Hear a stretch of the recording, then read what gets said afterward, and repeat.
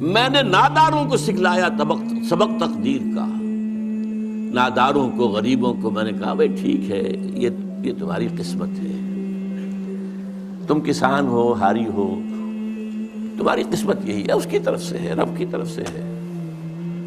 کوئی بغاوت کا خیال پیدا نہ ہو جائے، کہیں کو کھڑے ہو کر کوئی ریزسٹنس کی موومنٹ شروع نہ کر دینا. تقدیر ہے، تن بے تقدیر، تقدیر کے حوالے. میں نے ناداروں کو سکھلایا سبق تقدیر کا، میں نے منعم کو دیا سرمایہ داری کا جنوں. اس میں کیا شک ہے کہ محکم ہے یہ ابلیسی نظام. پختہ تر اس سے ہوئے خوئے غلامی میں عوام، یہ بہت اہم ہے. عوام کے اندر ایک پیسیمسٹک ایک انداز پیدا ہو چکا ہے. وہ ایکٹیوسٹ نہیں ہے، اب وہ کام کرنے کو تیار نہیں ہے. خوئے غلامی میں پختہ ہو گئے، دبے رہنے کے لیے تیار ہیں، ایکسپلائٹ کیے جانے کے لیے تیار ہیں. پختہ تر اس سے ہوئے خوئے غلامی میں عوام ہے ازل سے ان غریبوں کے مقدر کا سجود. مقدر میں سجود ان کی فطرت کا تقاضا ہے. نماز بے قیام، نماز بے قیام کسے کہتے ہیں؟ وہ نماز جس میں قیام نہ ہو. نماز میں قیام ہے، پھر رکوع ہے، پھر سجود ہے، پھر سجود ہے، پھر کھڑے ہونا ہے. لیکن ان لوگوں کی نماز اب وہ ہے جس میں قیام ہے ہی نہیں. رکوع ہی رکوع ہے یا سجود ہی سجود ہے. ہر جگہ جو ہے ماتھا ٹیکے ہوئے بیٹھے ہوئے ہیں، اور ہر جگہ پر جو ہے اس پورے سارے نظام کو، ظالمانہ نظام کو پور کیے ہوئے ہیں. کچھ تقدیر تن بتقدیر ہیں، کچھ کہتے ہیں مجبور ہیں، کیا کریں. کچھ حال مست ہیں، کچھ مال مست ہیں. لیکن یہ کہ کوئی بھی اس کے مقابلے میں آنے کو تیار نہیں ہے. آرزو اول تو پیدا ہو نہیں سکتی کہیں، ہو کہیں پیدا تو مر جاتی ہے یا رہتی ہے خام. آرزو، امنگ، کوئی اعلیٰ اونچا خیال، کوئی اونچا اعلیٰ نصب العین، کوئی اونچا آدرش، کچھ نہیں، یہ ہے ہی نہیں. حیوان کی سطح پر آرزو اول تو پیدا ہو نہیں سکتی کہیں، ہو کہیں پیدا تو مر جاتی ہے یا رہتی ہے خام. اگر ہو بھی جائے تو مر جاتی ہے فوراً. یعنی یوں سمجھیے کہ اول تو زمین بنجر ہے، یہاں سے کسی چیز کی رویدگی کا امکان ہی نہیں.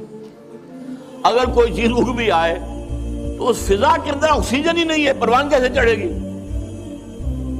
ہوا اسے آکسیجن دینے کو تیار ہی نہیں، لہذا وہ مر جاتی ہے. ہو کہیں پیدا تو مر جاتی ہے یا رہتی ہے خام. یہ ہماری صحیح پہم کی کرامت ہے کہ آج صوفی و ملا ملوکیت کے بندے ہیں تمام. یہ بڑی تلخ بات ہے جو اقبال نے کہی ہے، لیکن بہت بڑی تلخ لیکن حقیقت پر مبنی بات ہے. صوفی و ملا ملوکیت کے بندے ہیں تمام. خلافت راشدہ کے بعد جو نظام ہمارا چلا ہے اس میں صوفی و ملا، علماء اور صوفیاء، ان کا نظام کیا تھا؟ ملوکیت کو سپورٹ، ایک نیگیٹو سپورٹ ہے. خانقاہوں میں بیٹھو، اللہ اللہ کیے جاؤ، ضربیں لگائے جاؤ، یہ کیے جاؤ، اپنا تزکیہ کیے جاؤ، مانجے جاؤ اپنے آپ کو، رگڑے جاؤ، اسی میں زندگی بتا دو. چھوڑ کر اوروں کی خاطر یہ جہان بے سواد. اب باہر کیا ہو رہا ہے کیا نہیں ہو رہا ہے اسے کوئی غرض نہیں. شیطان ننگا ناچ رہا ہے، ناچے، ہمیں سے کیا غرض. ہمارے پاس تو آئے ہیں اتنے طالب ہیں، اتنے وہ سالک ہیں، وہ فلاں سالک آج اس مقام پر پہنچ گیا ہے، آج یہ مقامات، یہ سالک مقامات میں کھو گیا اور یہ امت خرافات میں کھو گئی. یہ سارا معاملہ جو ہے، اور ملا کا معاملہ کیا ہے؟ دو طرف سے. کوئی مسئلہ نہیں تھا دین میں. لوگ تقدیر بھی جانتے تھے اور تلواریں اٹھائی ہوئی تھی، جہاد کرتے تھے. کون مانتا تھا کہ تقدیر ہے اس لیے آرام سے بیٹھ جاؤ؟ انہوں نے بٹھایا. حضرت حسین رضی اللہ عنہ کو شہید کیا، مدینہ تو رسول کو برباد کیا، بیت اللہ جلا دیا. جب قیامت آئی مسلمانوں میں کہ کیا کر رہے ہو؟ مسلمان کہلا کر اب کوئی شہر ہے گی جس کا تم احترام کرو گے؟ صحیح مسلم اٹھا لو، یزیدی لشکر نے بیت اللہ شریف جلا دیا، 3 دن مدینہ منورہ برباد کیا، مہاجر انصار قتل کر دیے سارے لوگوں کا. بولو جس نے بولنا، اور خاندان رسالت تباہ کر دی. تو یہ مسئلہ بنا دیا کہ نہیں ایسا ہی لکھا تھا، ان بیچاروں کا کیا قصور ہے، خدا نے ایسے ہی لکھ رکھا. اس پر امام حسن بصری نے کہا کہ کذب آداب، یہ خدا کے دشمن جھوٹ بولتے ہیں، اپنے جرم خدا کے منہ پر ملنا چاہتے ہیں۔ وہاں سے یہ بحث چل پڑی جبر و قدر دی، یہ سیاست نے چلائی ہے، ورنہ کوئی مسئلہ نہیں۔ تقدیر اللہ کے پاس ہے، کیا کیا نہیں، ہماری ذمہ داری نہیں۔ ہم نے یہ پتہ کرنا چاہیں کیا لکھا، ہمیں جو حکم دیا گیا ہم وہ کریں گے۔ تقدیر جو ہوتی رہے۔ کہاں تقدیر کہتی ہے کہ لوگ ہاتھ پیر توڑ کر بیٹھ، انہوں نے بٹھایا کہ لوگ خاموش ہو جائے، چپ ہو جائے۔ اس لیے پروفیسر صاحب کا پڑھوں، وہ کہتے ہیں کہ سارے جرموں کی اگر ابتدا تم معلوم کرو نا تو اس سے ہی پتہ چل جائے گا کہ ساری بربادی جو ہے اسی سے مرلائیت کی بھی تردید کی۔ یہ 84 سبق۔ میری رائے یہ ہے کہ بحیثیت مسلمان قوم زندہ ہے، مسلمانوں کے زوال کا باعث صرف ملوکیت ہے جو 41 ہجری میں رائج ہو گئی، اور مختلف عناصر اور متعدد عوامل کی بدولت مسلمانوں کی زندگی کا مدار علیہ بن گئی، چلی آ رہی، بس وہ کام چلتا آ رہا ہے، رکا نہیں، بند نہیں ہوا۔ آگے پڑھوں، پھر فرماتے ہیں کہ یہ جو تقدیر وغیرہ کے مسئلے چل پڑے، کہاں تھے یہ مسئلے؟ دین کا تھا 220 واضح ہو کہ تقدیر کا یہ غلط مفہوم مسلمانوں میں ملوکیت کی وجہ سے پیدا ہوا۔ آیتیں پہلے بھی پڑھتے تھے، حدیثیں پڑھتے تھے، بلکہ تقدیر سے مسلمان دلیر تھا کہ جو ہونا ہو کر رہے گا، ڈرنے گھبرانے کی بات محنت نہیں چھوڑ دی تھی۔ جیسے اقبال ایک جگہ کہتے ہیں نا، میں نے پیر رومی سے پوچھا، وہ سوال جب اپنے ذہن میں نا رومی سے مثنوی سے جواب لے دیتے کہ یہ مسئلہ جبر و قدر کیا؟ انہوں نے کہا اقبال پر کعبے کو بھی ملے ہیں، پر باز کو بھی ملے ہیں۔ کعبہ ان سے اٹھ کر مردار کی طرف گیا، باز ان سے اٹھ کر جا کر بادشاہ کے ہاتھ پر بیٹھ گیا۔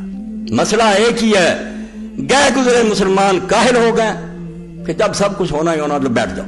مسلمان جو تھے دلیر ہو گئے کہ چھلانگ لگاؤ، آدمی مرنا تو مر جائیں گے، نہیں مرنا نا کچھ نہیں بنے گا۔ ان کو تقدیر نے شہباز کی طرح دلیر کیا تھا، ان کو کبوں کی طرح سست کر دیا۔ مگر یہ مطلب اس دور میں جاری ہوا، واضح ہو کہ تقدیر کا یہ غلط مفہوم مسلمانوں میں ملوکیت کی وجہ سے پیدا ہوا۔ جب بنو امیہ نے بندگان خدا کو اپنا غلام بنایا اور قرآن حکیم کے ہر قانون کی بے حرمتی بلکہ خلاف ورزی کو شعار زندگی قرار دیا، تو جن مسلمانوں نے ان کے اس غیر اسلامی طرز عمل کے خلاف صدائے احتجاج بلند کی، ان بادشاہوں نے علماء سو کی وساطت سے یہ نقطہ ان کے دماغ میں جاگزیں کر دیا کہ بنو امیہ بے خطا ہے، جو کچھ کرتا خدا۔ مولویوں سے میں لینا کہ تو سناؤ کیا کرتے ہو، حکومت کے خلاف اٹھتے ہو؟ بھائی اللہ کی طرف سے ہوتا، اس کی مشیت یہی ہے کہ بنو امیہ ہم پر حکمران ہو، اللہ ہی چاہتا، قل اللہم مالک الملک، وہ بادشاہ دیتا۔ اندازہ کرو وہی قرآن ظالموں کی حمایت میں استعمال ہو گیا۔ جب کبھی اسی کو پڑھ کر لوگ اٹھتے نا کہ بادشاہ اگر ان کو دیا کیسے ہو، کس طرح اللہ نے دیا، ہم اٹھیں گے ہماری مدد کرے گا، ان سے چھین لیں گے، وہ یہ مانا لیتے تھے۔ انہوں نے کہا نہیں، جس کو مل گئی ہے وہ فرعون ہے یا نمرود ہے، وہی ٹھیک ہے۔ بے شک اس وقت اسلام پر بہت برا وقت آن پڑا۔ یہ بھی مولوی کہتے کہ لوگ کہنا یار تم کیا وکالت کر رہے، اتنا ظلم ہو رہا، ساتھ ہی یہ بھی کہتے سنانے کے لیے بے شک اس وقت اسلام پر بہت برا وقت آن پڑا ہے، لیکن ہم کیا کر سکتے ہیں، انسان تو مجبور ہے۔ اس میں بھی خدا کی کوئی مسلط ہوگی کہ اس نے ان ظالموں کو ہم پر مسلط کر، جیسے آج کل ہمارے بہت سے دینی بھائی وہ کہتے ہیں حضور نے فرمایا جیسے تم ہو گئے ویسے حاکم ہو گئے، ہمیں سلانے کے لیے حضور کا نام استعمال ہو رہا کہ حکمرانوں کو ان کو برا کہتے نا، نہیں جیسے تم ہو گئے ویسے، بھئی ان کا قصور نہیں، جیسے ہم تھے ویسے، بالکل جھوٹ بول رہے۔ یہ حضور نے بالکل نہیں فرمایا، جھوٹی بات ہے، مومنوں پر بھی کبھی ظالم مسلط ہو جاتے ہیں۔ اس میں بھی خدا کی کوئی مسلط ہوگی کہ اس نے ان ظالموں کو ہم پر مسلط کر دیا۔ غرض کے ان سلاطین نے مختلف طریقوں سے یہ غلط خیالات مسلمانوں کے دماغوں میں جاگزیں کر دیے، چل رہے ہیں۔ اب بھی سوال تقدیر کا ہی ہوتا رہتا کہ جو کچھ ہو رہا سب مشیت عزی کے مطابق ہو رہا ہے، اس لیے اصلاح حال کی کوشش بیکار ہی نہیں ہے، بلکہ غیر اسلامی اور قرآنی تعلیمات کے خلاف بھی ہے۔ نہیں کوشش کرنی چاہیے، بھائی تم اللہ سے ٹکر لیتے ہو، شاید اللہ ہمیں بنو امیہ کے واسطے سے سزا دے رہا ہے، شاید اسی میں ہمارے لیے کوئی بڑائی مضمر ہو، ہم تو مجبور ہیں، کیا کر سکتے، امت کو سلانے کے لیے گولیاں دے رہے ہیں۔ واضح ہو کہ جبر کی یہ خالص تعلیم قرآن اور حدیث دونوں کے خلاف، کہیں نہیں آیا کہ بیٹھ جاؤ اور بس ہوگا جو ہوگا۔ اللہ اور رسول صلی اللہ علیہ وسلم نے دونوں نے ہمیں عمل صالح بجا لانے کا حکم دیا، تقدیر پر بیٹھنے کا حکم دیا۔ اور اب بعد میں لکھتے ہیں مروکیہ ہے یہ ایک گروہ جن کے دربار بنے ہوئے ہیں، توبہ توبہ، حق کہنے سے اب میری زبان کاٹ دی جائے، روزے بنے ہوئے ہیں، گنبد بنے ہوئے ہیں، اولیاء ہیں، صوفیاء ہیں، کیا اب بھی تصوف کونسل بناتی کہ صوفیاء کا کلام پھیلاؤ، صوفی کیا کرتے تھے؟ ان لوگوں کو بھنگ پلاؤ، سنا دو ان کو کہ بھائی اللہ اللہ کرو، آؤ ہم سے ورد وظیفے سیکھو، یہ 10,000 مرتبہ پڑھنا، اب 10,000 مرتبہ پڑھتے پڑھتے دن ختم ہو جائے گا، وہ کب خبر لے گا کہ حکومت کیا کر رہی، دنیا میں کیا ہو رہا، حجرے میں بیٹھا من کے پھیر رہا۔ ملوکیت اور ملائیت کے علاوہ تیسری صدی ہجری میں غیر اسلامی تصوف بھی مختلف راستوں سے مسلمانوں کی سوسائٹی میں داخل ہو رہا۔ آپ حیران ہوں گے، سارا قرآن کھنگال جائیں، سارا حدیث کا سیرہ، جیسے مذہب نہیں نہ ملے گا تصوف اور صوفی نہیں ملے گا، اور لفظ صالح ہوں گے، مومن متقی صالح، صوفی نہیں آئے گا، تصوف نہیں آئے گا، یہ اسلام کا لفظ ہی نہیں، بالکل دین نے خام خواہ پودا لگا دیا گیا تصوف۔ اور پہلا صوفی بھی آپ حیران ہوں گے ابو ہاشم بنی امیہ میں سے تھا، اور پہلی خانقاہ جو تھانوی صاحب رحمۃ اللہ علیہ فرمائے رمضان میں قائم فلسطین میں انہوں نے بنائی، خانقاہوں میں گھس فقیراں چوں بمسجد سب کشیدت، خدا کے لیے ان خطبوں کو حسینی دین کی بات سن کر نہ سنائیں، اللہ کے واسطے محرم میں مجھ سے یہ دین کا جو ہے نا نوحہ سن لیا کر کہ دین کیا تھا اور کس طرح مذہب بن گیا۔ فقیراں چوں بمسجد سب کشیدت، جب فقیر تھے مسلمان مسجد میں صف باندھتے تھے، نماز گرے بان شہنشاہ حاضری، نماز اتنی قوت دیتی تھی انہیں، قرآن سن کر نکلتے تھے کہ اٹھ دو تخت ان کی، وہ جا کر بادشاہوں کے گریبان پکڑ لیتے تھے، تختوں سے اتار کر ادھر پھینک دیے۔ ولے چون دل میں آنے سینہ افسرد مسلمانہ بدرگاہ خریدا، جب دل سینے میں سو گئے مردہ ہو گئے، مسلمان خانقاہوں میں گھس گئے۔ حضر اس فقر و درویشی سے جس نے مسلمان کو سکھا دی سر بدیری، فرماتے ہیں لعنت بھیجے اس فقیری اور درویشی پر جس نے مسلمانوں کو یہ سکھا دیا کہ جو کافر آ جائے اس کے سامنے سر جھکا دو، اور بدماشوں کے سامنے جھکنا سکھایا، غیرت چھین لی۔ غیر اسلامی تصوف بھی مختلف راستوں سے مسلمانوں کی سوسائٹی میں داخل ہو رہا تھا، ہزاروں شامی، انصاری اور لاکھوں ایرانی مجوسی اور ان کے علاوہ سینکڑوں یہودی، اشراقی، مشائی، فلسفی اور مختلف العقائد افراد اسلام میں داخل ہو رہے۔ یہ لوگ رہبانیت اور ترک دنیا کے تصورات اپنے ساتھ لائے، جن مذہبوں سے آئے تھے وہاں یہی تھا کہ پوجا پاٹ اللہ کی کرتے رہو، باقی دندے کرنے دو حکومتوں کو، اور انہوں نے مصر، شام، عراق، خصوصاً کوفہ، بصرہ اور بغداد میں وہی خانقاہی نظام قائم کر دیا جو ان کے مذاہب میں مروج تھا۔ جب ہماری تفاسیر میں اسرائیلی اور غیر اسلامی روایات داخل ہو گئی، وہ کہتے ہیں خانقاہوں کو کیا روئے، جب قرآن کی تفسیر اور حاشیوں میں بڑھا دی روایتیں اسرائیلیوں کی، تو ہمارا تصور کس طرح غیر اسلامی اثرات سے محفوظ رہ سکتا تھا۔ مختصر یہ کہ سلاطین، علماء سار، صوفیاء سار، ان تینوں کی متفقہ کوششوں کا نتیجہ یہ نکلا کہ عمل سے فارغ ہوا مومن بنا کے تقدیر کا بہانہ، عمل سے فارغ ہوا مسلمان بنا کے تقدیر کا بہانہ، آرام سے بیٹھ گیا، بھائی اللہ کی تقدیر میں ایسے تھا، انگریز آ گئے، ہندو آ گئے، کیا کریں۔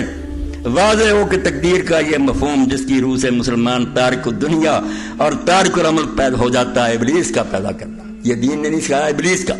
چنانچہ وہ خود اعتراف کرتا ہے، میں نے ناداروں کو سکھایا سبق تقدیر کا۔ ابلیس اپنے چیلوں میں کہتا ہے کہ یہ غریبوں کو جو سبق ہے نا، اور تمہاری قسمت میں غریبی لکھی تھی، کیوں کرتے ہو امیروں سے ناراضگی، یعنی اس لیے کہ اٹھ کر ان سے چھین نہ لے، اپنا حصہ نہ چھین لے۔ اور دین تو کہتا ہے، جیسے ابن حزم کہتے ہیں کہ اگر کوئی غریب بھوکا مر گیا اور اس نے بستی کے لوگوں سے مال نہ چھینا اور نہ کھایا، وہ خودکشی کا مرتکب ہوگا، قیامت کے دن جہنم میں جائے گا کہ تیرا حق تھا، ان کے مالوں میں دکان توڑ دیتا، ان کے بینک لوٹ لیتا، اپنا حق لیتا، زیادہ نہ لیتا، اپنا حق لیتا۔ دین کے فتوے اور اس پر لکھا علامہ احمد شاکر نے کہ یار روسیوں کو بھی یہ نہ سوجا جو امام ابن حزم کو سوجا کہ اسلام کیا، اسلام کہتا لوگ بھوکے مرے، اپنا حق وہ دے رہے ہیں، ٹھیک ہے، نہیں سے ان سے چھین لو۔ تو فرماتے ہیں کہ ابلیس کہتا ہے میں نے ناداروں کو سکھایا سبق تقدیر کا۔ اسلام تو سراسر عمل کا پیغام ہے، اور عمل صالح کا دوسرا نام جہاد فی سبیل اللہ ہے، اور سرکار دو عالم کی 23 سالہ زندگی عمل صالح اور جہاد فی سبیل اللہ کی زندہ تصویر اور قرآنی تعلیمات کی جیتی جاگتی تصویر۔ یہاں عمل کرو کرو کرو، ہاتھ توڑ کر بیٹھنے کا نام کوئی نہیں، یہ سارا کچھ ان کا اپنا ہی فساد اور ساری شرارت۔ یہ دنیا ہے سرمایہ داروں کی دنیا، اور ان کے لیے جو ٹربل کریٹ کرتا ہے وہ مزدور کریٹ کرتے ہیں ہر جگہ پہ۔ ہر بندے کو یہی پرابلم ہوتی ہے، یار باقی کام تو ٹھیک ہے، مزدور کا مسئلہ۔ اچھا، ایک کام ہمارے صوفیاء کرتے ہیں کہ وہ مزدور کو اتنا وہ کر دیتے ہیں ایماندار کہ وہ یہ بدماشیاں چھوڑ دیتے ہیں، لہٰذا وہ سرمایہ دار کے لیے ایک بہت ہی اچھا وہ پروڈیوسر بن کے آ جاتے ہیں۔ وہ اسے کہتے ہیں تیری تنخواہ باقیوں تو ڈبل۔ اب مشینی بندہ آ رہا ہے جس کے ڈی این اے سے وہ ساری تزکیہ شدہ، اس کے اندر سے کوئی مطلب میں شیں ہینگی پھینگی ساری نکال کے بندہ فرسٹ کلاس تیار کر کے چلو بھائی آرٹیفیشل بندہ آ گیا، ڈی این اے انجینئرڈ بندہ۔ میں نے ناداروں کو سکھلایا سبق تقدیر کا، یہ والا مذہب بہت اچھا ہے، اور یہی ہمیں سکھایا بھی جاتے ہیں کہ بھائی آپ مزدور پیدا ہوئے ہو، آپ کی قسمت اللہ نے یہی لکھی ہے۔ خدا اس غلام سے راضی جس سے اس کا مالک راضی۔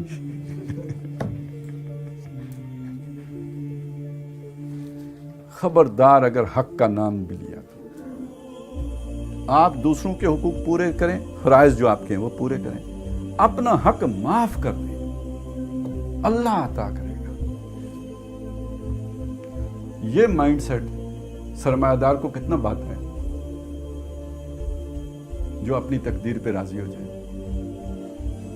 کہ صاحب جو دیو تڑی مرضی، جڑا دے اودا ہی پلا، جڑا نہ دے اودا ہی پلا۔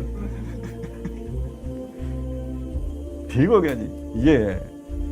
تو یہ ہمارے بھی دوست کہتے ہیں یار یہ میں بڑی پیڑی ہے، میں بڑی پیڑی، یعنی آپ اپنے حق کی بات کرتے ہو، یہ بہت بری ہے، یہ بڑی خلاف اسلام بدتمیزی پر مبنی بات ہے۔ یہ کدھر سے لے آئے ہو؟ تو یہ انا کا بت توڑنا چاہیے۔ تو انا کا بت توڑ کے کیا کریں؟ سر تسلیم خم کریں۔ تو اقبال کا جو تصور اسلام ہے اس میں یہ خالص ابلیسیت ہے۔ ابلیس کہتے ہیں یہ میں نے پٹیاں پڑھائی ہیں ان کو، یہ غلامی کا جو طریقہ میں نے سکھایا ہے۔ یہ کس کی سیر انگیزی، یہ کس کا جو ہے نا یوجب قولہ فی الحیات دنیا ہے کہ جس نے لوگوں کی مت مار کے ان کی آزادی چھن گئی اور ان کو کوئی پرواہ نہیں۔ اب تو ہمارے تو یہ لطیفے بن رہے ہیں نا کہ وہ ایک پل تھا جس سے ایک شہر کے لوگ دوسرے شہر جاتے تھے، وہاں پہ ٹیکس لگا ہوا تھا، بادشاہ نے ٹیکس دگنا کر دیا، کوئی ری ایکشن نہیں ہوا، بادشاہ نے تگنا کر دیا، کوئی ری ایکشن نہیں ہوا، بادشاہ نے کہا اچھا ان کو 2 لتر مارو، کوئی ری ایکشن نہیں ہوا، پھر اس کے بعد اس نے کہا 5 مارو، پھر ری ایکشن نہیں ہوا، پھر اس نے کہا یار ہو سکتا ہے میری سی آئی ڈی رپورٹ نہ کرتی ہو، خود چلا گیا وہاں، کھلی کچہری لگائی، لوگوں سے پوچھا کوئی مسئلہ مسائل، انہوں نے کہا جی کوئی مسئلہ نہیں ہے، بس یہاں پہ آپ نے لتر مارنے والے تھوڑے رکھے ہوئے ہیں، لائن لمبی لگ جاتی ہے، لتر مارنے والوں کی تعداد میں اضافہ فرما دیجئے۔ تو یہ جو 10 کروڑ ہیں جال کا نچوڑ ہیں، یہ ذرا اس کو سمجھیں۔ اور یہ جو اچھا یہ اس میں یہ جو سرمایہ داری کا جنون ہے، اسی کا تقاضا یہ ہے کہ نسل انسانی کو تباہ کرو، کیونکہ ان کے اندر بغاوت پیدا ہوتی ہے۔ روبوٹ لے آؤ جو آپ کی فیکٹریوں میں کام کریں، اسی کا تقاضا یہ ہے کہ 3 ارب انسان مارنے پڑیں تو مار دو۔ جو اب وہ کانسپریسی تھیریز والے جو باتیں کر رہے ہیں، اور یہ کانسپریسی جو ہے نا یہ تھیوریاں ہمارے لوگ نہیں، مسلمان نہیں پھیلا رہے۔ ابھی آپ کے پاس جتنی بھی اس طرح کے کلپ آ رہے ہیں، ویڈیوز آ رہی ہیں، وہ ساری امریکہ سے آ رہی ہیں، اور اس کے پیچھے پتہ ہے کون ہے؟ اصل میں وہاں پہ بھی وہاں کے ٹریڈیشنلسٹ آ رہے ہیں نا، جو اصلاً وائٹ سپریمیسی والے ہیں، لیکن وہ اپنی روایات کا تحفظ چاہتے ہیں۔ جیسے یہاں پہ ہندوتوا والے اپنی روایات کا تحفظ چاہتے ہیں، تو ایسے وہ اپنی روایات کا تحفظ چاہتے ہیں۔ تو یہ جو لبرل طبقہ ہے، جیسے وہ یہ ڈیموکریٹس ہیں یا جو اس طرح کے جو لوگ ہیں، ان کو وہ جیسے ہم انہیں دجال کے ایجنٹ کہتے ہیں تو وہ بھی دجال کے ایجنٹ کہتے ہیں۔ ان کے لیے بھی یہ جو ہے نا ڈیپ سٹیٹ کے لوگ ہیں، اور وہ ہیں کہ جو روایت پرست ہیں، روایت پسند ہیں۔ تو یہ وہ لوگ ہیں کہ جو دنیا میں 3 ارب انسان 5 ارب انسان مر جائیں تو انہیں کوئی پرواہ نہیں ہے۔ اور یہ کس وجہ سے؟ یہ سرمایہ داری کا جنون ہے کہ جو انہیں یہاں پہ لے کے آ گیا۔ یہ ویسے تو مضمون اسد بھائی یہ آپ کا اور کیوان بھائی کا ہے، اکنامک ہٹمین والا۔ یہ ہوئے غلامی جو ہے، یہ غلام آدمی اللہ کا بندہ ہو ہی نہیں سکتا۔ مرد حر ہے جو اللہ کا بندہ ہو سکتا، جس کی گردن کسی اور کے آگے نہیں جھک سکتی، اس کی خود ہی اس بات کو گوارا نہیں کرتی کہ وہ کسی اور کے آگے جو ہے وہ نظریں جھکائے یا گردن جھکائے۔ اب یہ گردن جب اللہ کے سامنے جھکے گی تو یہ کوئی معنی رکھتی ہے نا، اس کا کوئی مفہوم ہے، اس کی کوئی مقام ہے۔ باقی یہ کہ وہ ادھر بھی منتیں اور چاپلوسیاں، تو ادھر بھی حمد و ثنا، تو فرق کیا ہے؟ ادھر گیا تو اس نے جو زمین آسمان کے کلابے ملا دیے، صاحب آپ جیسا تو حکیم دانا بینا میں نے زندگی میں نہیں دیکھا، ادھر آیا تو سبحانک اللہم و بحمدک، تو اس سبحان اللہ کے کیا اہمیت ہے؟ جس نے کسی اور کو نہیں مانا نا، وَمَن يَكْفُرْ بِالطَّاغُوتِ وَيُؤْمِن بِاللَّهِ، اب یہ ہے وہ کہ جس کا، تو یہ غلامی کو کوئی معمولی شے نہ سمجھیں، غلام آدمی وہ ایمان کے تقاضے پورے ہی نہیں کر سکتا، یا پھر وہ حوصلہ ہو اس طرح، وہ تھوڑی غلام تھے، وہ تو فزیکلی مطلب انہوں نے غلامی میں گرفتار تھے، ان کا ذہن تو غلامی والا نہیں تھا، حضرت بلال ہوں یا جو بھی اس طرح لوگ تھے وہ غلام نہیں تھے، یہ اپنی انا پر کھڑے ہونے والے لوگ تھے۔ اچھا، یہ خوئے غلامی کون کون سکھاتے ہیں؟ بادشاہ سکھاتے ہیں، باس از آلویز رائٹ والے سکھاتے ہیں، یہ جتنی بھی، یار آپ یہ کدھر سے سکھاتے ہیں؟ مجھے ایک بات پرانی یاد آ گئی، برٹرڈ رسل کا ایک مضمون کسی زمانے میں پڑھا تھا، تو اس میں اس نے لکھا تھا، یار یہ کام جو ہوتا ہے نا، جیسے ہم کہتے ہیں کام میں برکت ہے، تو وہ بھی کہتا ہے کام کر کے بندہ خوش ہوتا ہے، کام خوشی دیتا ہے انسان کو نا، تو واقعی کوئی بھی آپ خاص طور پہ تخلیقی کام کریں تو زیادہ خوشی ہوتی ہے۔ یہ سارا اس نے ہر بندے مختلف طبقات کا لکھا تھا، کام کر کے خوشیاں محسوس کرتے ہیں۔ اس نے کہا صرف سوسائٹی میں جو انٹلیکچوئل بندہ ہوتا ہے نا، اسے کام کر کے خوشی کی بجائے افسوس ہوتا ہے۔ اچھا بھائی، انہوں کے تکلیف ہے، اسے کیوں تکلیف ہوتا ہے؟ کہتے ہیں یار وہ سوچتا ہے کہ مجھ میں اور پراسٹیٹیوٹ میں کوئی فرق نہیں، کہ اس نے اپنا جسم بیچا پیسے کمائے، میں نے اپنا دماغ اس سرمایہ دار کو بیچ کے تو میں نے بھی پیسے کما لیے، کیونکہ یہ تو کسی مطلب جو انٹلیکچوئل ہے یہ مزدوری تو نہیں کر رہا ہوگا نا، یہ تو کہیں ادھر بیٹھا کوئی اونچا کام کر رہا ہوگا، ہو سکتا ہے کہ بیٹھا ہوا تو کچھ وہ سارے جو ہے نا ان کی نفسیات اور یہ وہ کارکنوں کی وہ کر، لیکن یہ سارا تخلیقی کام کر کے سوچے گا کیا کہ میں نے کس کے لیے کیا ہے؟ چند ٹکوں کی خاطر اتنی اعلیٰ تخلیق میں نے بنا کے، تو اسے خوشی نہیں ہوتی۔ اب ذرا یہ ذہن میں رکھ لیں، اب یہ پرابلم ہے، یہ پرابلم آئیڈینٹیفائی کس نے کی ہے؟ یہ برٹرڈ رسل نے کی ہے۔ اب اس پرابلم کو سالو کیے بغیر آپ کا کارخانہ اچھی طرح نہیں چل سکتا، کیونکہ انٹلیکچوئل نہیں ہوگا تو کیسے چلے گا؟ تخلیقی کام کرنے والے، دن رات ایک کرنے والے، وہ تو ہوں گے تو یہ کام چلے گا۔ جنون جن کو ہو ان کو کیسے کریں؟ ان کے اندر بڑی خرابیاں ہیں، وہ تنقید کرتے ہیں، وہ جناب ایسی تیسی پھیر دیتے ہیں، وہ اگر آپ خادم رضوی صاحب کی زبان استعمال کریں تو وہ کر دیتے ہیں۔ تو اب یہ ساری چیز جب وہ کر لیتے ہیں تو ان کو بڑے مسائل آتے ہیں بھائی، اچھا پھر چھوڑ کے چلے جاتے ہیں، یہ لاوبالی بھی ہوتے ہیں۔ اب ڈیل کارنیگی صاحب نے ایک کتاب لکھی، how to win friends and influence people, اور اس میں در حقیقت انہی لوگوں کا علاج تجویز کیا گیا ہے کہ بھئی آپ کو یہ غلامی، ہوئے غلامی سکھائی گئی ہے اس میں، یا آپ اسے منافقت کریں، منافقت کے طور طریقے سکھائے گئے ہیں۔ تو یعنی اگر اس لیول پہ جا کے ہوتا ہے تو ہمارے فضائل کے نام پر یہی کچھ ہوتا ہے، ادھر ذرا انٹلیکچوئل لیول پر ہوتا ہے تو ادھر فضائل کے نام پر ہوتا ہے، اور پھر یہ کہ بادشاہ ذل اللہ فی الارض اس کے نام پر ہوتا ہے، اور خدا اس غلام سے راضی جس سے اس کا مالک راضی، یہ اس کے مفہوم کو ایکسٹینڈ کر کے تو پھر وہ مانی دیا۔ تو خوئے غلامی وہ ہر طرح۔ اچھا، اس کے علاوہ یہ جو نشے ہیں، افیون ہے اور فلاں جو چینیوں کو کھلائے پلائے جاتے ہیں، یہ سب ان کو غلام رکھنے کے لیے۔ مغرب نے اس میں ایک اور اضافہ کیا ہے، یہ تازہ ترین اضافہ ہے، تازہ ترین سے مطلب یہ پچھلے 200-400 سال کا اضافہ ہے، وہ یہ ہے کہ یار جو بہرحال اتنوں کو غلام بنا کے رکھنا تو مشکل ہو جاتا ہے نا، تو اب ان کو مصروف رکھنے کے لیے ایک یہ ہے کہ ان کے سامنے ذرا لائف سٹینڈرڈ لے کے آؤ نا، ذرا ہائی فائی، تاکہ وہ جو سوچ ہے معیشت کی اس میں گھوم رہے ہیں، 4-5 دن خوب محنت کریں، اچھا اپنی زندگی بنانے کے لیے خوب لگائیں، اس کے بعد 2 دن چھٹی دو، اس میں بھی اوانیت سے اوپر نہ اٹھیں، جاؤ بیچ پہ جاؤ، ادھر جاؤ جناب، ویکینڈ میریجز کرو، اور یہ کہ اگر کسی کو کوئی اس سے کچھ ضمیر میں چبھن ہوتی ہے تو چلو مفتیو اٹھو، تم بھی کوئی اس کا ہلا نکالو، ہفتے والے دن والے، چلو جی انہوں نے کہا مسیار کرو، تو مطلب یہ ساری 2 دن جو ہے وہ خنزیروں کی طرح عیاشی کرو، اور 5 دن گدھوں کی طرح کام کرو۔ یہ جو 10 کروڑ گدھے، تو یہ بنائے جاتے ہیں گدھے، اللہ نے گدھے نہیں پیدا کیے تھے، اور اللہ نے کتے نہیں پیدا کیے تھے، یہ نظام گھڑ کے بناتا ہے، یہ بات ہے جو ہم سمجھاتے ہیں بابا جی عبدالستار ایدھی صاحب غربت ختم نہیں کر سکتے. یہ بات ہے جو ہم سمجھاتے ہیں کہ آپ کی زکاتیں ہیں اور یہ جو کچھ آپ کرتے ہو جناب، یہ ہم نے یتیموں کا ادارہ بنا دیا، اس سے غربت ختم نہیں ہوئی. یہ نظام غربت پروڈیوس کر رہا ہے. جب تک آپ اس کو نہیں بدلیں گے غربت ختم نہیں ہو سکتی، اور یہ نہیں ختم ہو سکتی تو غلامی نہیں ختم ہو سکتی. تو یہ بڑا محکم ہی نہیں ہے ابلیسی نظام جو اس نے اگر وہ دعویٰ کیا تو نری چاپلوسی ہی نہیں ہے، بلکہ یہ کہ اس کے پیچھے یہ حقائق بھی ہیں. اس میں کیا شک ہے کہ محکم ہے یہ ابلیسی نظام. پختہ تر اس سے ہوئے خوئے غلامی میں عوام، ہے ازل سے ان غریبوں کے مقدر میں سجود. ان کی فطرت کا تقاضا ہے نماز بے قیام. اچھا یہ بڑا ویسے زبردست جو ہے نا انہوں نے ایک اشارہ کیا اس میں کہ یہاں سجدہ اور قیام کس معنی میں ہے؟ اطاعت، سرنڈر، سر تسلیم خم کرنا، بالکل کوئی کلمہ بغاوت زبان پر نہ لانا، کوئی حق گوئی نہ کرنا، یہ مطلب ہے سجدے کا یہاں پہ. اور قیام کا مطلب کیا ہے؟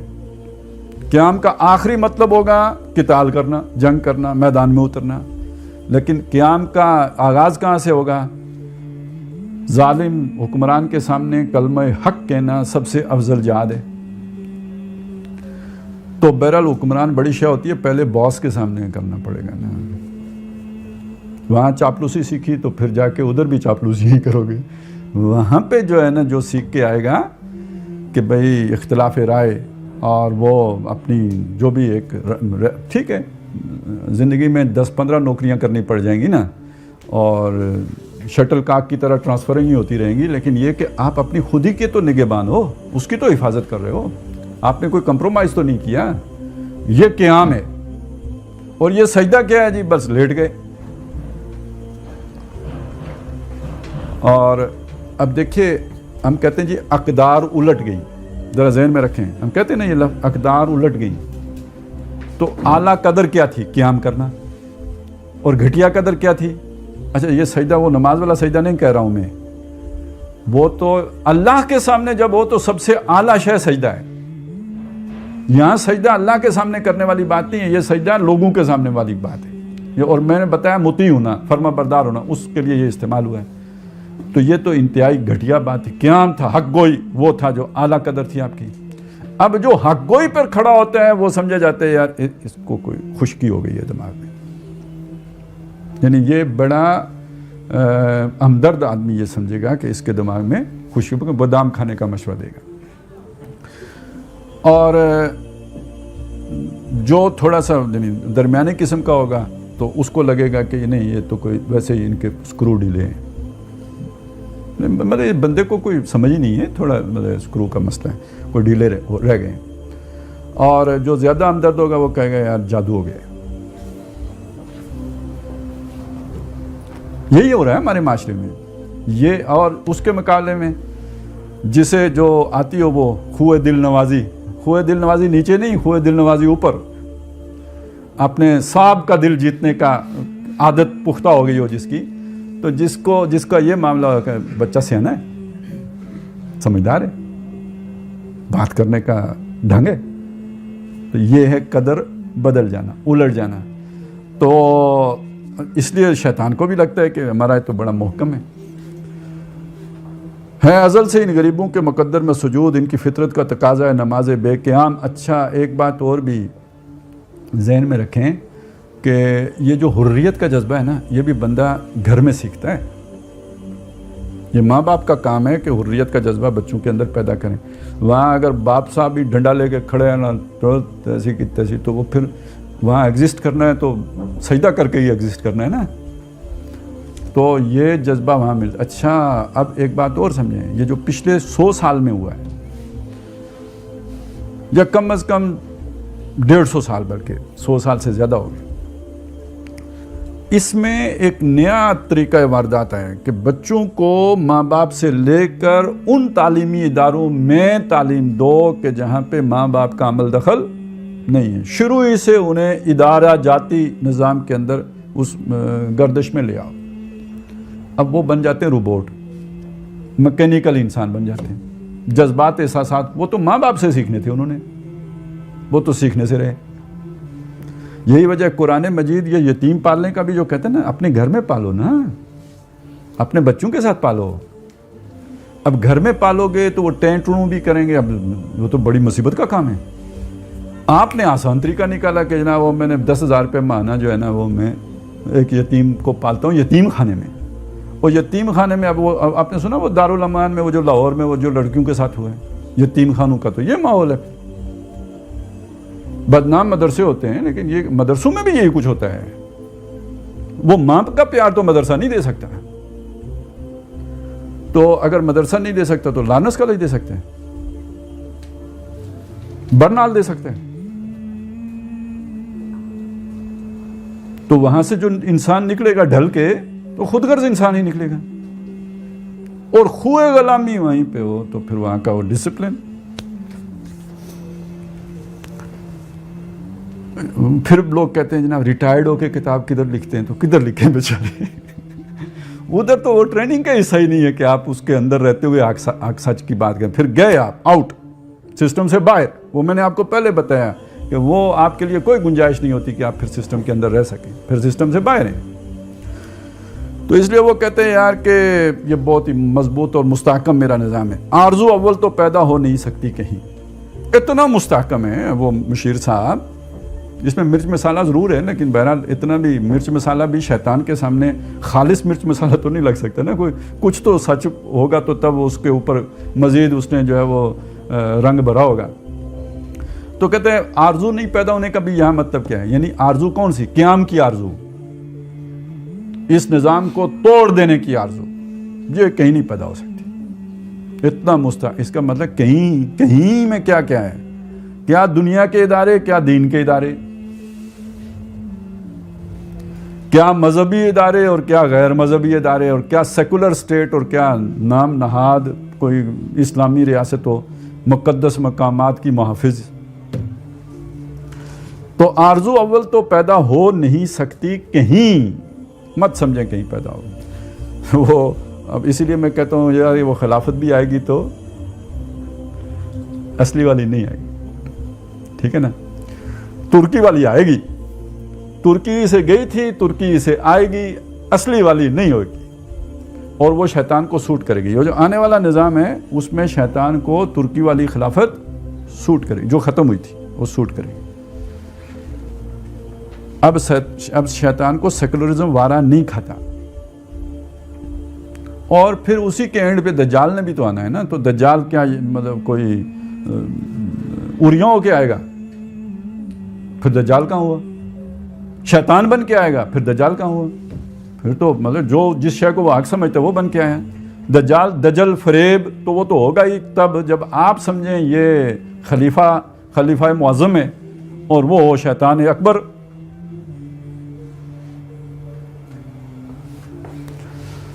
تو آرزو اول تو پیدا ہو نہیں سکتی کہیں، ہو کہیں پیدا تو مر جاتی ہے یا رہتی ہے خام. مر جاتی، دو باتیں کہی ہیں، یا تو خام ہے. اب دیکھیں آپ کو شوق آ گیا، اسلام آ جائے، خلافت آ جائے، شوق آ گیا، او جی بڑی آواز ہو گئی، پتہ ہے نہیں خلافت کس شے کا نام ہے. تو جو دجال آ جائے گا وہ کہے گا آپ خلیفہ، ہم کہ وہ خلیفہ آ گیا، بس اتنی ساری بات ہے. تو یہ خام ہے. تو اس کو پہلی بات تو یہ کہ اس کا پورا فہم، اس کا پورا تصور آپ کو ہوگا تو کوئی آپ کو چکر نہیں دے گا یا دے نہیں سکے گا. اگر آپ کا تصور، آپ کی آئیڈیالوجی وہ کوئی مدھم ہے، اس میں کچھ جو ہے نا وہ کلیئرٹی نہیں ہے، تو پھر جو چاہے آپ کو چکر دے دے. اور اس کی سادہ سی ایک مثال ہے، بہت ہی آسان سی، کہ جو چھوٹا بچہ ہوتا ہے نا ماں کے ساتھ، گھر سے نکلا، ماں نے برقع پہنا ہوا ہے، اب وہ ماں کوئی چیزیں دیکھنے کے لیے آگے پیچھے دکان پہ ہو گئی، بچے کو نہیں پتہ چلا، وہاں کوئی ایک اور خاتون کھڑی تھی برقع پہنے، بچہ اس برقعے میں اسی کی طرف چلا جائے گا. بچے کو نہیں پتا میری ماں وہ ہے کہ یہ ہے. لیکن یہ کہ بڑا آدمی یہ کام نہیں کرے گا. خامد نہیں بھولے گا میری بیوی کون سی ہے. کیوں؟ اس کی پہچان خام نہیں ہے. وہ تو کہتے ہیں جو کپڑے پہن کے آ جاؤ میں پہچان لوں گا، وہ نہیں بھولتا ہے. لیکن بچہ بھول جاتا ہے، وہ غلطی اور ٹھوکر کھا جاتا ہے. اسی سے سمجھ لیجئے کہ جس کو اپنی آئیڈیالوجی کا صحیح پتہ نہیں ہوگا اس کو کوئی دجال کہیں کبھی شکار کر لے گا. تو پہلی بات تو یہ کہ خام نہیں ہونا چاہیے آپ کا تصور گہرا بھی ہونا چاہیے اور وہ وسیع بھی ہونا چاہیے. اور دوسری بات یہ کہ مر جاتی ہے، یہ بات بھی بڑی خاص ہے. یہ مر جاتی ہے در حقیقت علامت ہے کس بات کی؟ یہ علامت ہے نفاق کی. یہ بہت اہم مضمون ہے. یہ جو ڈاکٹر صاحب نے کتاب لکھی ہے نا، بر عظیم پاک و ہند میں اسلام کے انقلابی فکر کی تجدید و تعمیل، اور اس کے بعد اگلا کیا ہے؟ اور اس سے انحراف کی راہیں. یہ انحراف کرنا مر جانا ہے. آپ میں آرزو تو پیدا ہوئی تھی اور پیدا بھی بڑے زوردار طریقے. آرزو پیدا ہو تو پھر حرکت بھی ہوتی ہے، لیکن کچھ عرصے کے بعد ٹھنڈی نہیں پڑ گئی، یو ٹرن لے گئی. اچھا یہ کوئی ایسی بات نہیں ہے کہ آج کے دور میں ہو رہی ہے. قرآن مجید اس پہ بہت واضح بتاتا ہے کہ یہ انسان آگے بڑھ کے پیچھے ہٹ جاتا ہے. ان الذین آمنوا ثم کفروا ثم آمنوا ثم کفروا ثم ازدادوا کفرا ذالک بانہم آمنوا ثم کفروا فتوبع علی قلوبہم. یہ اس لیے ہوا کہ یہ ایمان لائے تھے پھر یہ پیچھے ہٹ گئے تو اللہ نے ان کے دلوں پر مہر کر دی. یا ایھا الذین آمنوا ادخلوا فی السلم کافۃ، اسلام میں پورے کے پورے داخل ہو جاؤ. ولا تتبعوا خطوات الشیطان، شیطان کے نقش پا کی پیروی نہ کرنا. انہ لکم عدو مبین فإن زللتم من بعد ما جاءتکم البینات فاعلموا ان اللہ عزیز حکیم. تو یہ بینات آنے کے بعد، مان لینے کے بعد، اس کے بعد اگر تم ہل گئے، یوٹرن لے گئے، منہ موڑ گئے. اچھا یہ یہودیوں کا جو بار بار آتا ہے ثم تولیتم من بعد ذالک، پہلے مانا واقررتم وانتم تشہدون، یہ سارا کچھ ہوا، اس کے بعد پھر تم مکر گئے اور پیچھے ہٹ گئے. تو یہ نہ سمجھیے کہ آرزو پیدا ہونے کے بعد مر نہیں سکتی، پیدا ہونے کے بعد مر جاتی ہے. جس کا مطلب یہ ہے کہ انسان انحراف کر لیتے ہیں، یو ٹرن لے لیتے ہیں، الٹا پھر جاتے ہیں. اور یہ الٹا پھرا ہوا شخص وہ جس کی آرزو پیدا ہوئی نہیں تھی اس سے زیادہ خطرناک ہوتا ہے. کیونکہ اب اس کے ضمیر کا تقاضا یہ ہے کہ اس پورے نیریٹو کو غلط ثابت کرے جس سے اس نے خود یو ٹرن لے لیے. اس کے بعد وہ علامہ کہلایا جائے گا نا. علامہ تو تب بنے گا کہ جس شے کو اس نے غلط چھوڑا ہے اسے غلط بھی ثابت کرے، تب علامہ. بڑا ایک لطیف طریقے سے نا ایک صاحب نے مجھے وہ کسی کا کوٹ، بہت بڑے علامہ صاحب کا وہ کوٹ بھیجا، اقتباس بھیجا کہ اسلام نے نہ کوئی معاشی نظام دیا ہے، نہ کوئی سیاسی نظام دیا ہے، نہ کوئی سماجی نظام دیا، ان کے اصول دیے، ان کے اصول دیے. تو میں نے مڑ کے پوچھا کہ وہ اصول، پہلے تو خیر میں نے انہیں یہ کہا کہ یہ اصول کیا کو دیے؟ تو مڑ کے انہوں نے کہا کہ یہ اصول اس لیے دیے ہیں کہ تاکہ ہر دور کے لیے جو بھی ضرورت انسان سمجھے اس کے مطابق ان اصولوں کے تابع ایک نظام بنا لے. اچھا جب یہ اس نے لکھ کے میں نے مڑ کے لکھا کہ اس کا مطلب یہ ہے کہ جو لوگ ان اصولوں کے مطابق نوع انسانی کو ایک پورا نظام بنا کر نہیں دے پاتے، ان کے وقت اس عصر حاضر کے تقاضاؤں کے مطابق وہ نہ عالم کہلانے کے مستحق ہے نہ علامہ. ٹھیک ہے، اب اسے وٹ پائے. پھر اس نے مڑ کے لکھا نہیں، اس کا مطلب یہ ہے کہ صرف اصول دیے. پھر کیسے آپ کہہ سکتے ہیں یہ اسلام کامل نظام حیات ہے؟ تو میں نے کہا وہ جو اصول دیے ہیں وہ علامہ صاحب کا پاجامہ بنانے کے لیے دیے ہیں. ان اصولوں کے تابع یہ بنے گا تو نظام حیات وہی ہے. تو اب یہ بات سمجھ لیجئے کہ پھر ان علامہ صاحب کو ان کی مجبوری ہے کہ وہ صرف اتنا کام نہ کریں کہ یہ جناب یہ جب اپنی آرزو مر جائے تو پھر یہی نہیں ہوگا، بلکہ اس کو کاٹیں گے، اس کا رد کریں گے. اور رد کرنے کے لیے پھر وہ سارے شیطانی طریقے ہیں. اصل میں شیطان نے بھی تو انحراف ہی کیا تھا نا. اس نے بھی اللہ کے آگے سجدہ کر کے پھر منحرف ہوا ایک حکم نہ مان کر. لہٰذا وہ اس نے جتنے ہتھ کنڈے اختیار کیے ہیں وہ ہتھ کنڈے پھر سارے باقی علامہ صاحب بھی. اور وہی تو ادھر ہی سے ہوتی ہے نا، ان الشیاطین لا یوحون الی اولیاءہم لیجادلوکم. یہ مجادلہ جو بالباطل ہوتا ہے، اس بالباطل مجادلے کے لیے دلائل کی کہاں سے آتے ہیں؟ اگر ادھر سے مجادلہ بالحق کے لیے دلائل اللہ کی طرف سے آتے ہیں، بینات آتی ہیں، تو ادھر سے بھی تو خبیثات آ رہی ہوتی ہیں نا. اور وہ جو خبیثات ہیں وہ ظاہراً بڑی چکا چوند کرنے والی ہوتی ہے. زخرف القول غرورا ہوتا ہے وہ. لتصغى इलैहिम अफिदतुल्लज़ीना ला युमिनूना बिलआखिरा, ताकि उन खूबसूरत बातों की तरफ, लच्छेदार बड़ी चिकनी चुपड़ी बातों की तरफ मायल हो जाएं उन लोगों के दिल के जो आखिरत पर ईमान नहीं रखते। तो इसका मतलब ये मरती तब है जब आपके सामने से आखिरत ओझल होती है, दुनिया की मोहब्बत जागती है, और दुनिया की मोहब्बत जागती है तो ये आरजू जो आपके अंदर पैदा हुई होती है ये मर जाती है। ये बात यहाँ से समझ में आएगी आपकी। अल्लाह की मोहब्बत, आखिरत की जो कामयाबी, उसकी जगह पे जब दुनिया मुकद्दम होती है तो ये आपकी आरजू मर जाती है, फिर ये दुनिया की। इसीलिए ये सारे वो जो मैंने आपको बताया था ना, वो जानते बूझते किताब में तरमीम करते हैं, ये करते हैं, वो सारी चार्जशीट जो अल्लाह ताला ने बनी इसराइल को की सूरह बकरा में, तो उसको जाके जो उनका आखिर में जो उसको कंक्लूड किया है, उलाइकल्लज़ीना इश्तरौल हयात दुनिया बिल आखिरा, ये वो लोग हैं जिन्होंने दुनिया की ज़िंदगी को आखिरत के बदले में ख़रीदा है। या ये कहते हैं कि हिदायत के बदले में गुमराही खरीदी है, लेकिन जब उसकी वजह क्या है, गुमराही क्यों खरीदता है आदमी? इसलिए खरीदता है ना कि उसे दुनिया अजीज़ है। उलाइकल्लज़ीना इश्तरौल हयात दुनिया बिल आखिरा, तो चूँकि दुनिया नकद है, ये उदारा सौदा है, लिहाजा आरजू अगर पैदा हो जाएगी तो कुछ अरसे के बाद मर जाएगी। तो ये जो मरेगी ये इनकलाबियों ही की मरेगी, ये मुखलिसीन ही की मरेगी, ये उन्हीं की मरेगी जिन्होंने नारे बुलंद किए होंगे, जिन्होंने उस रास्ते में कभी कदम ही नहीं रखा, उनकी वो तो पैदा ही नहीं हुई तो मरेगी क्या? तो जिनकी पैदा हुई थी उनकी मरेगी। ये हमारी सही पैहम की करामत है कि आज, अच्छा इसका मतलब ये है कि वो ये बता रहा है कि ये जो कुछ भी अब ये हो चुका हुआ है निज़ाम, ये आप अगर जदीद इदारों से जाओ या कदीम इदारों से जाओ या इस महकमे से जाओ या उस महकमे से जाओ, मुआफ़िज़ीन की तरफ से जाओ या जो भी मुखालिफिन की तरफ से आओ, तो हर जगह पे हमारे ही कारिंदे बैठे हुए हैं, जो सिर्फ फिल्म इंडस्ट्री में नहीं बैठे हुए हैं ये हमारी सही पैहम है, ये हमने निज़ाम जो है ये हमने तख्लीक किया है कि अच्छा जी, सूफ़ी और मुल्ला मलूकियत के बंदे हैं तमाम।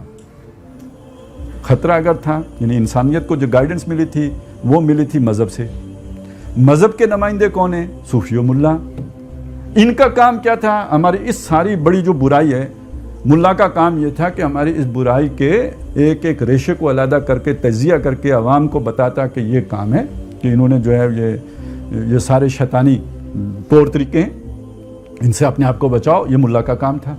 सूफ़ी का काम क्या था? जज्बा इश्क, उसको उस मोहब्बत के जज्बे को वो मुतहर्रिक करता और मेरे ख़िलाफ़ इनको सफारा करता। असल तसव्वुफ़ तो ये है कि जहाद करो अल्लाह की राह में। इस्लामी तसव्वुफ़ तो ये था, सलूक मोहम्मदी तो ये था, ये जो रब्बानीयीन है, ये जो अल्लाह वाले हैं, ये उठें और ये मैदान में आके बातिल को ललकारें। इन्नल्लाह युहिब्बुल्लज़ीना युकातिलूना फ़ी सबीलिही सफ़ा, बदले में अल्लाह भी उनसे मोहब्बत करेगा। ये अल्लाह युहिब्बुहुम व युहिब्बूनहु, अल्लाह उनसे मोहब्बत करता है, वो अल्लाह से मोहब्बत करते हैं। तो अल्लाह किन से मोहब्बत करता है? अल्लाह उनसे मोहब्बत करता है जो अल्लाह की राह में जंग करते हैं। सूफ़ी साहब ने इन्हें सुला दिया, मस्त रखो ज़िक्र फ़िक्र सुबह गाय में से, पुख्ता तर कर दो मजाज खानकाई में से, और मुल्ला साहब ने इसे बादशाह की इबादत पे लगा दिया। तो ये हमारे बंदे हो गए भाई, ये हमारी सिविल सर्विस के अहम कारिंदे हो गए। अच्छा, ये जो बात है ना कि ये शैतान को इनसे डर होना चाहिए, यही वो बात है जो अल्लाह ताला मुल्ला और सूफ़ी से चाह रहा है। लौला यनहाहुमुर रब्बानियून वल अखबार अन कौलिहिमुल इस्म व अक्लिहिमुस सुख्त, ये जो यहूदी शैतान के आलाकार बन के हरामखोरियाँ करने लग पड़े हैं, इनके अखबार ने, अखबार हिब्र की जमा उलमा, बड़ा आलिम अल्लामा साहब, इनके जो अल्लामे हैं उन्होंने, और जो इनके रोहबान राहिब, उन्होंने इनको क्यों नहीं रोका, इन्हें क्यों नहीं बताया? अच्छा, इसी में अल्लाह ताला ने उन पर जो लानत की है ना, उसका जिक्र आता है, कानू ला यतनाहौना अन मुनकरिन फ़अलू, ये जो लानत उनको की, यानी अखबार और रोबान को और बनी इसराइल को, वो अखबार और रोबान रोकते नहीं थे अपनी आवाम को उस बुराई से जो कि वो करते थे। ये बहुत अहम बात है, इसको समझ लें। एक बुराई है जिसका हमें इदराक है, ये बुराई है, वो हम नहीं करते। मसलन देखें, खिंजीर कोई खाएगा? वो तो गया गुजरा मुसलमान भी पता नहीं और क्या करतूतें करेगा जाके अमेरिका में, खिंजीर का गोश्त नहीं खाएगा। हराम हराम, अल्लाह ने हराम किया। खिंजीर से 10 खरब गुना बड़ा हराम सूद है। وہ کھائے جاؤ. تو اب ان میں سے کون سا منکر وہ ہے جو معاشرے میں معروف بن گیا ہے؟ اب منکر نہیں رہا ہے، وہ معروف ہو گیا ہے، وہ سود ہے. تو خنزیر تو آج بھی منکر ہے، اللہ کی کتاب میں بھی منکر ہے، ہمارے ذوق میں بھی منکر ہے، لیکن سود اللہ کی کتاب میں خنزیر سے کھربوں گنا بڑا منکر ہے، لیکن ہمارے ذوق کے مطابق وہ معروف کا درجہ اختیار کر چکا ہے. اب مجھے کون سمجھائے گا کہ یہ خنزیر سے بڑا منکر ہے؟ عالم، علم والا سمجھائے گا نا. تو اگر کسی درویش نے سمجھا بھی دیا، کسی ڈاکٹر اسرار نے ہر خطبے میں بتا دیا کہ یہ اتنا بڑا گناہ ہے، تو پھر یہ کہ اب عالم کا کام یہ رہ گیا ہے کہ وہ اسے ہیلے بتائے کہ یہ گناہ کو یوں کر کے کرو تو ٹھیک ہو جائے گا. تو پھر کس کا بندہ ہوا؟ اور جو ایگزسٹنگ سسٹم کے لیے نیریٹو اسٹیٹ بلڈ کرے، اس پہ اپنے دستخط مارے کہ یس یہ ہے. تو باقی صوفی کیا بن گیا؟ صوفی تو وہ بن گیا کہ جس کے لیے اب امریکہ بھی فنڈ دینے کے لیے تیار ہے. صوفی اسلام. اسی لیے عمران خان صاحب بھی صوفی ہیں. آپ کو معلوم ہے وزیر اعظم بننے سے پہلے وہ گئے تھے دربار پر، بتانا تھا نا کہ ہم صوفی ہیں، اور پورے صوفی ہیں کہ دیکھیں ہم نے کوئی مطلب شریعت کا خیال نہیں رکھا ہے.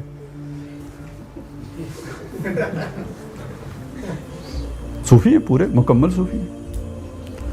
تو اس کے علاوہ بھی اگر صوفی کا کام یہی ہے کہ بھائی لو لگا کے بیٹھو، اللہ کی طرف جو ہے متوجہ رہو، تو پھر بہرحال یہ اسلام نہیں ہے، اور یہ ڈائیورٹ کرنے. اور یہ والی رہبانیت اس نے ہر دور میں ظلم کو سپورٹ کیا ہے کہ جو بندہ اس کے خلاف کھڑا ہو کے سجدے سے اٹھ کر قیام کر سکتا تھا، اسے کہا یار یہ کام کرنے سے بہتر آؤ جنگل میں چل کے اللہ اللہ کریں. تو یہ ہماری صحیح پیہم کی کرامت ہے کہ آج صوفی و ملا ملوکیت کے بندے ہیں تمام،